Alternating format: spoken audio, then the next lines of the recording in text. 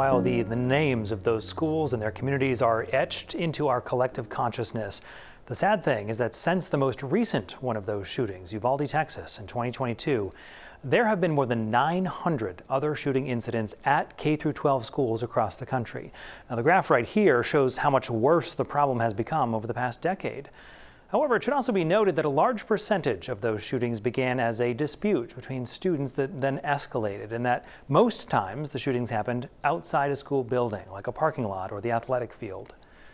The reality for law enforcement is that when responding to a report of gunfire at a school, they won't know what they're dealing with until they arrive.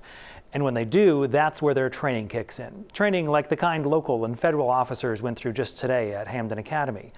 News Center Maine's Christian Harsa was granted exclusive access to that training.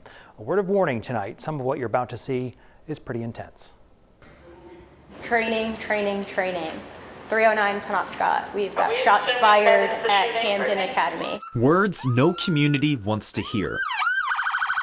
On Thursday, it's just a drill, but Hampden school and public safety leaders say preparing for the worst in active shooter is critical. Planning took the better part of a year to make the exercise as realistic as possible and ensure that teachers and authorities learn what to do before tragedy strikes. If everyone walked away with one thing that they learned today, we did our job. Hampden Academy's school resource officer Catherine Diamond says chaos is not only expected, but guaranteed. As much as we train this, as much as we implement it, things will not go as planned in training and in real life. That is all the more reason why she says preparation is key.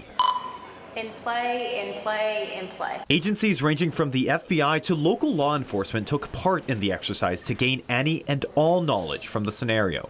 Hampden's Chief of Police and Director of Public Safety, Christian Bailey, says bringing everyone together is crucial. You have to train with those individuals, so we're all on the same page, and so we all understand what we're going to be doing, what our tactics are. Hampden Deputy Fire Chief Jason Lundstrom says communication between so many agencies is complex. So on days like this, where everybody can get together and communicate and learn the different roles that each agency has to provide, it really adds a lot of value to the overall operation. Thursday's training involves simulated gunshots and actors with fake wounds. RSU 22's Director of Health, Wellness, and Safety, Brittany Russell, says that immersion, although stressful, is necessary for teachers and staff. Just seeing that and having them experience those loud noises was really important, and they did a great job.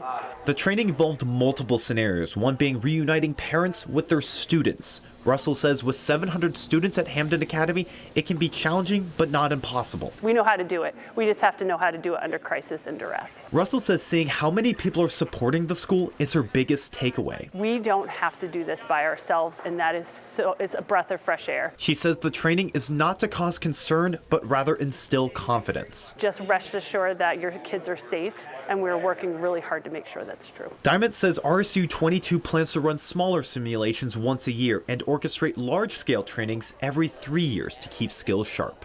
In Hampden, Christian Harsa, News Center, Maine. Hampden school and safety officials say they want to help other communities prepare for an active shooter situation, and they urge other police departments, agencies, and schools to reach out for resources and support.